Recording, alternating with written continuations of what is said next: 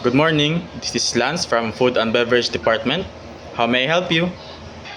Good morning. I would like to order. Okay, sir. But may I have your name and your room number?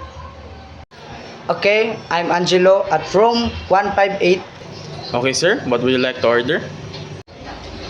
I would like to order chicken and asal. I'm sorry, sir, but our chicken in asal is currently out of stock. Would you like to try our T-bone steak, sir? It is also our best seller. Okay, I'll have that. Okay, sir. May I ask how would you want your steak to be cooked? Rare, medium rare, or well done? Well done, please. Okay, sir. Your T-bone steak is best to be paired with red wine merlot. Would you like to order with it? No. Okay, sir. How about for your dessert? No, thank you. Okay, sir. And for your beverage? A glass, please. Okay, sir. Is that all? Yes. Okay, sir. May I repeat your order?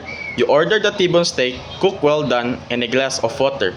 Is that all correct, sir? Yes, thank you. Sir, do you have any allergies? No. Okay, sir. How will you pay for your order, sir? Cash or you will pay at the end of your stay? I will pay at the end of my stay. Okay, sir. Your food will be served in your room within 30 minutes. Will that be alright, sir? Yes, thank you. Okay, sir. Thank you and have a nice day.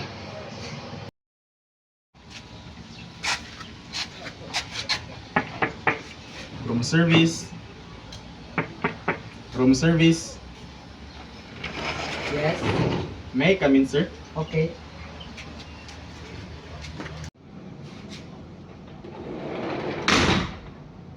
Where should I put your order, sir? On the table.